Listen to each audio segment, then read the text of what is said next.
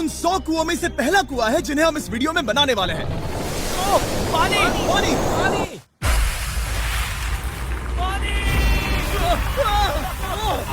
आपने अभी अभी केन्या के एक छोटे से गांव को पीने के पानी का अनलिमिटेड सप्लाई मिलते हुए देखा, वो भी सिर्फ 1 सेकंड में। अभी एक कुआं बना है और 99 बाकी है। आपको ये वीडियो बहुत पसंद आएगा। इन 100 कुओं को मिलाकर 5 लाख से ज्यादा लोगों को पीने का ताज़ा पानी मिलने वाला है। केन्या की इस साइट पर कुछ कुएं बनाने के बाद हम नाइरीरी स्कूल सिस्टम के साउथ में गए और कह सकते हैं कि उन्हें हमसे मिलकर बहुत खुशी हुई। क्या हाल है?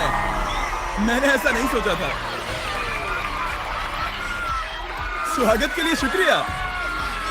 समझ नहीं आता कैसे रिएक्ट करूं। बहुत बहुत शुक्रिया दोस्तों। हमारे आने पर इस गांव ने हमारा जोरों से स्वागत किया और नोलन इसमें थोड़ा खो गया। नोलन जैसा अजीब इंसान मैंने कभी नहीं देखा और ये मेरी गलती नहीं है। और फिर वहाँ का स्कूल देखने के बाद ये रहे हमारे मेहमान। क्या हाल है? दिन अच्छा बीत रहा है ना? सबसे मिलकर अच्छा लगा। एक टीचर ने मुझे दिखाया कि स्टूडेंट्स कहाँ से पानी पीते हैं, जो कि एक बहुत ही अनसेफ नदी से आ रहा था। तो आपके स्टूडेंट्स यहीं से पानी पीते हैं? हाँ ये बुरी बात है। हाँ, स्टूडेंट्स हमेशा डायरिया जैसी बीमारी, टाइफाइड जैसी बीमारी की कंप्लेंट्स करते हैं क्योंकि वो ऐसा पानी पीते हैं। तो हाँ। हम कोशिश करते हैं, पर देख रहे हो ना, अब क्या कहा जाए। पर क्या करे, जिंदगी तो जीनी ही है और पानी तो सबको चाहिए होता है। जाहिर है कि इनकी हालत सच में बहुत खराब है। असुरक्षित पानी पीने से इन बच्चों की जिंदगी बहुत कम होती जा रही है, पर कम से कम इस गांव की मदद करने की हम पूरी कोशिश करने वाले हैं। क्या पता ये मुझे फिट आएगा या नहीं। मेरा सिर बड़ा है। देखते हैं पानी मिलता है या नहीं।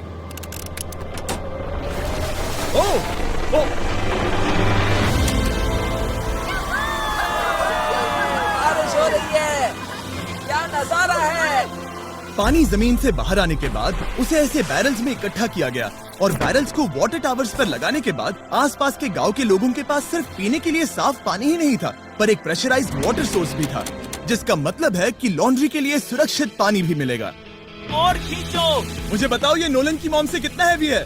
नोलन की मॉम से दुगना। ओह गॉड। मैं तुम्हें यहाँ से धकेल दूंगा। ठीक है, इसे अब यहाँ रख दो।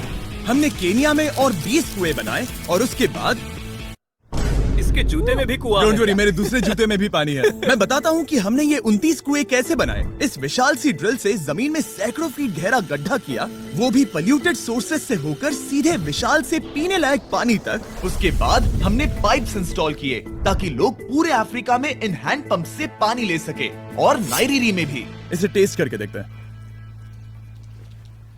पानी जैसा है। मुझे इस 5 गैलन ड्रम को भरने के लिए 5 मिनट लगे। इससे एक दिन में कितना पानी मिल सकता है? 3600 गैलन्स एक दिन में। ये न केवल इस स्कूल के 400 बच्चों को कवर करेगा, बल्कि स्कूल के आसपास के गांव वाले भी इसका अच्छे से इस्तेमाल कर सकते हैं।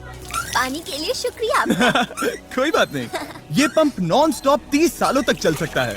आपको लग रहा होगा कि इस तरह का बड़ा काम करने के लिए एक बड़े गवर्नमेंट की जरूरत पड़ेगी, पर ये सच नहीं है। ये प्रॉब्लम सुलझाना बिल्कुल मुमकिन है और ऐसी चीजें करने के लिए इंसानियत को आगे आना ही चाहिए। आपके कामयाबी का राज क्या है? सच कहूँ तो ऐसा कुछ खोजो जो तुम्हें करना पसंद है, उसे लंबे समय तक करो और तुम्हें कामयाबी जरूर मिलेगी। मैं इससे बहुत करीब लाने वाला हूँ, देख रहे हो? मजेदार है ना? जरा ऊपर देखो, वो रिकॉर्ड कर रहा है। ठीक है, मैं इसे करीब लाने वाला हूँ। ठीक है। हाँ, तुम खुद को देख सकते हो। हम इस गांव के लिए भी कुआं बना पाए, इस गांव के लिए भी और इन दूसरे 12 गांवों के लिए भी। और जब हम ये पंप्स लगा रहे थे, तब हमने यहाँ के एक स्कूल को नए कंप्यूटर से अपग्रेड भी कर दिया। बच्चों को ये कैसा लगा? उन्हें शुक्रिया, सच उन्हें में ये बहुत पसंद पसंद आया। खुशी है कि सब ठीक से हो गया। हमने क्लासरूम्स में नया फर्नीचर भी लगाया, उसके साथ कुछ शेल्व्स नई बुक्स के साथ, और सभी स्टूडेंट्स को एक फुटबॉल भी दिया। Thank you mister beast, thank you. यहाँ तक कि सभी क्लासरूम्स में नए व्हाइट बोर्ड्स और प्रोजेक्टर्स भी लगाए। आप सबको ये प्रोजेक्टर पसंद आया? हम चौक का इस्तेमाल कर रहे थे जिससे बहुत डस्ट होता था, लेकिन आज सब कुछ साफ है। हमें इस बात की खुशी है। कोई बात नहीं, इतना तो कर ही सकते हैं। पर जब हम 45वें कुएं की साइट पर गए, तब एहसास हुआ कि वहाँ का हाल और भी बुरा है। जब भी उन्हें पानी की जरूरत पड़ती थी, तब उन्हें जंगल से 1 मील खतरनाक रास्ता तय करके जाना पड़ता था, जो एक विशाल सी पहाड़ी से जाता है। मैं जल्दी उठता हूँ, लगभग सुबह 4 बजे, ताकि मैं स्कूल के लिए पानी ला सकूँ। यहाँ से पानी निकालना सेफ नहीं है। ये जगह बहुत स्लिपरी है, जिससे किसी को चोट लग सकती है। हमने उनके कुएं पर काम करना शुरू किया, तब उन्होंने मुझे दिखाया कि वो पानी कहाँ से निकालते थे। आपको दिन में ऐसे कितने चक्कर लगाने पड़ते हैं? 2 बार। दिन में 2 बार? ओह वाह, तो एक आम स्टूडेंट ऐसा ही कुछ ले जाता है? ओह गॉड, अगर 200 स्टूडेंट्स ऐसा रोज करते हैं तो ये कितना मुश्किल होगा? बहुत मुश्किल हो सकता है। ओह गॉड, ये ढलान तो बहुत बड़ी है। अरे यार, ये ढलान तो रुकने का नाम ही नहीं ले रही। हर रोज मैं सच में दंग रह गया कि ये चढ़ाई कितनी मुश्किल थी। ये सब इतना कुछ करते हैं ताकि वो यहाँ तक पहुँच सके, जहाँ इन्हें साफ पीने का पानी मिल सके। आमतौर पर आप पानी यहीं से लेते हो? हाँ। और पानी भरने के बाद ये जग्स लगभग 18 किलो तक हो जाते हैं, जो इन बच्चों के लिए पहाड़ियों से ले जाने के लिए बहुत मुश्किल है। लेडीज आराम से ये 2 उठा सकती ओह, हैं। तो मैं अभी जरूर ले जा पाऊंगा। और एक बार हमने जग्स भर लिए, उसके बाद वक्त था वापस ऊपर जाने का। जल्दी करो, चलते हैं। इससे तो पसीना भी नहीं आ रहा है। मैं ले लूंगा। और अब घंटों तक असुरक्षित पानी को इकट्ठा करने के बजाय उनका नया पंप स्कूल के बस 10 फीट दूर था, तो अब ये यहाँ से पानी ले सकते हैं। बहुत थक गया। और फिर हम गए हमारे अगले गांव में, जहां हमने बनाया हमारा 46वां कुआं। पर हमें एक प्रॉब्लम से गुजरना पड़ा। हमने देखा कि ये गांव आधे से बटा हुआ है, वो भी इस खतरनाक सी नदी से। ये अभी इतनी खतरनाक नहीं लगेगी, पर जब बारिश का मौसम आता है, पानी ऊपर तक आकर इस पुल को पूरी तरह से निगल लेता है। और ये पुल इसलिए इतना जरूरी है क्योंकि वहाँ जो गांव है, वहीं पर सभी हॉस्पिटल्स और स्कूल्स हैं, इसलिए यहाँ से रोज गुजरना पड़ता है। ये खतरनाक है, लेकिन इस पुल के अलावा इनके पास और कोई ऑप्शन नहीं है। जब ये नदी उफान पर होती है तो ये किसी को भी बहा ले जाती है, लोग, स्टूडेंट्स, यहाँ तक कि जानवर भी। हाल ही में इस नदी को क्रॉस करने की कोशिश में हमने 3 लोगों को खो दिया। इस तरह किसी की जान जाना पागलपन है और हम इसे स्वीकार नहीं कर सकते। और जिस पल हमने इस बारे में सुना, तब हमें मदद करनी ही पड़ी। तो पंप तक जाने वाले पुल को जब हमने ठीक करना शुरू किया, तब हमने केन्या से 2000 मील दूर जिम्बाब्वे देश का भी सफर तय किया। अफ्रीका में आए 1 हफ्ते से ज्यादा हो गया है और अब भी कई पंप्स लगाने बाकी है। तुम में से बदबू आ रही पर है। मैंने सुबह ही शावर लिया था। बात होते ही मैं हाथ नीचे ले लूंगा। इस काम के लिए मैं तुम दोनों पर भरोसा कर सकता हूँ? हाँ। हमें सबसे पहले एक लोकल हॉस्पिटल की जांच करनी थी, जहाँ साफ पानी की सख्त जरूरत थी। अंदर जाने पर हमें पता चला कि इस क्लिनिक की इस गांव को कितनी जरूरत थी। 1 साल में यहाँ पर कितने बच्चे जन्म लेते हैं? 1 महीने में करीब 50। इसका मतलब 1 साल में पूरे 600। वाह! पर दुख की बात यह है कि इन प्रेग्नेंट महिलाओं को सिर्फ पानी लाने के लिए 1 मील तक जाना पड़ता है और इन भारी बकेट्स को लेकर वापस आना पड़ता है। पर अच्छी खबर ये है कि हमने इनकी पैसों से मदद की यहाँ पर एक मॉडर्न पंप लगाने के लिए। और अब बस देरी थी इसे शुरू करने की। ठीक है नोलन, क्या तुम तैयार हो? मैं तैयार हूँ। ओवर। मुझे एक ड्रामेटिक जूम इन दो। नोलन, मैंने बटन दबा दिया है, ये काम कर रहा है?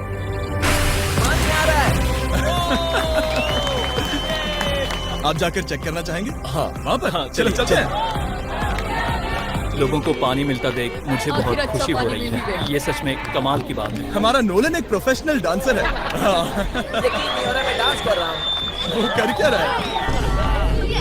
ओह गॉड, सॉरी, मैं नहीं चाहता कि आप इसे और देखें। साफ पानी मिले ये पक्का करने के अलावा इस गांव में बहुत से स्टूडेंट्स को ट्रांसपोर्टेशन की भी दिक्कत थी, तो हमने इन सबको नई साइकिल्स देने का फैसला किया। बच्चे बहुत ज्यादा हैं, पर हमने साइकिल्स भी उतनी ही खरीदी है।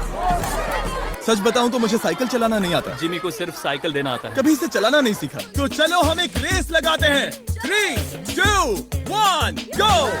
ओह माय गॉड, सभी मुझसे आगे जा रहे हैं। संभल के, मुझे चलाना नहीं आता, किसी को उड़ाना नहीं चाहता। तुम इसे चलाओगे? ठीक है, जाओ चलाओ। ओके। और इन्हें साइकिल्स देने के बाद हमने तब तक पंप्स लगाए जब तक हम पहुंच गए कुआं नंबर 69 तक। ये कुआं सोलर पावर्ड है, जो गांव के किसानों के लिए खास बनाया गया है, ताकि इनकी फसलों और जानवरों को जरूरत से ज्यादा पानी मिल सके। चाहे गर्मी हो या फिर बिजली ना हो, इससे कोई फर्क नहीं पड़ेगा। और एक पैनल है 200 वॉट्स का, जो एक पंप से जुदा है। ये पंप हर घंटे 5000 लीटर पानी खींच सकता है। बेसिकली ये अनलिमिटेड पानी का सोर्स है इस पूरे गाँव के लिए।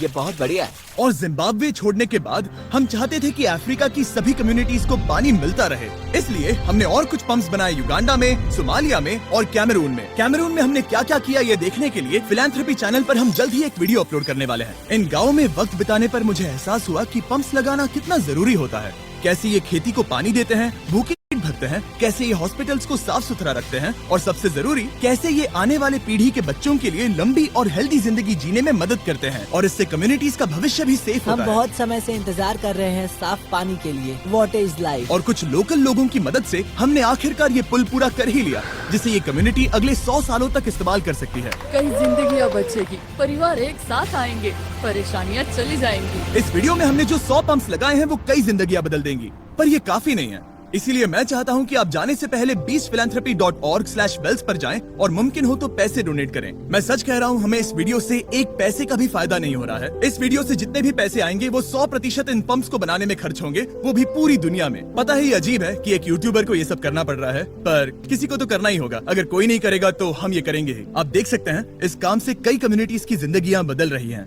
और फाइनली 100वां पंप। ओह माय गॉड, मुझे माफ करना।